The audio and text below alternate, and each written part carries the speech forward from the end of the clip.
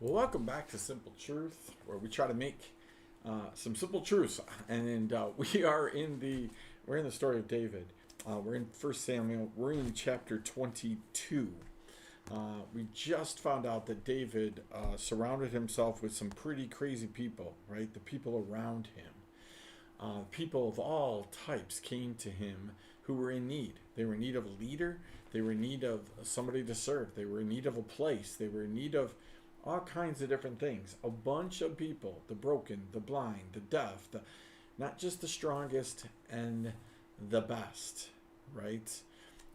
But those who were in need came to David, right? But I want you to look at verse 3 with me. In the midst of David developing his little army, starting really his own little kingdom, right? Uh, David's eyes were focused on something. Look at verse 3. From there, David went to Mizpah of Moab, where he said to the king of Moab, "Please let my mother and father stay with you until I know what God will do with me or for me." So he left them in the care of the king of Moab, and they stayed with him the whole time David was in the stronghold.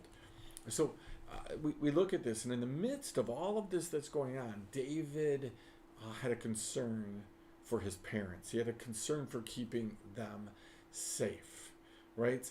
Now, again, David is really beginning. He's at the beginning of his relationship with God and what God is going to do for him. Up to this point, he's been obedient, been in the castle. He's been in the palace, right, of Saul, serving him.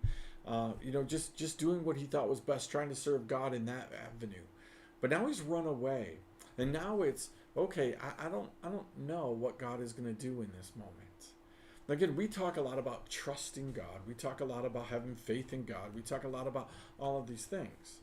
But there are moments when we suddenly find ourselves in a different place. We go to work and we find out we just lost our job.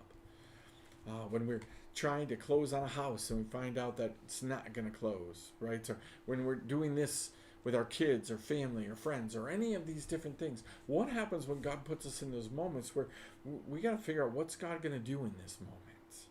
Right? Those are hard moments, right? Something has happened, whether it's self-imposed or whether it's something that's been allowed to happen to us. What is God going to do in the moment? I love what David said. Until I find out what God is going to do for me, right? Maybe God isn't going to support this the way I want. We just think that we just walk out and we do whatever we want to do, and God puts a stamp of approval. Listen, if you're doing things that you're not supposed to be doing, right, that God hasn't called you to, He's not going to protect everybody else. He's not going to take care of all the loose ends and do all the things. Even if you are doing what God has called you to do, if you're walking out from underneath His protection, trying to do it at your speed, your pace, whatever it is, God isn't beholden to taking care of everybody around. But in the midst of these things, there is this need, there is this desire to take care of those around you.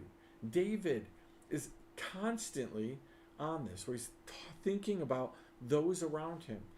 The problem in David's life happens when all of a sudden he loses track of that. When he sees a pretty woman, when he decides to count some men, right? When he decides to do things that just aren't keeping other people in mind. God's got to somehow say to David, this is about becoming a king. You got to think about yourself, but in the light of other people as well. How do these decisions that I make, how do they affect other people? Now again, there are going to be things that God calls us to, like being a king when there's already a king, that you know what, people aren't going to understand. Right? A lot of people aren't going to understand. Wait, God anointed you king? We already have a king. How did that happen? That didn't happen. Right? So there are things where you're going to have to go on it on your own. This is my ministry. This is my moment. Jesus faced that. You guys sit here, pray for me, pray me up, wait for me, but you can't come any farther on this road with me. There are those moments where the moment is about, we have to do this. But then there are those moments where we look around and we say, all right, how are these decisions going to affect other people? David took his mom, took his dad, they took him to the king of Moab and said, hey, can my parents stay here until I figure out what God is going to do for me? Now we could talk about how come David didn't just trust. How come David... Listen, sometimes we're going to put people in the way of danger unnecessarily, right? If we're not thinking about them. So I want you to think about that simple truth for a minute.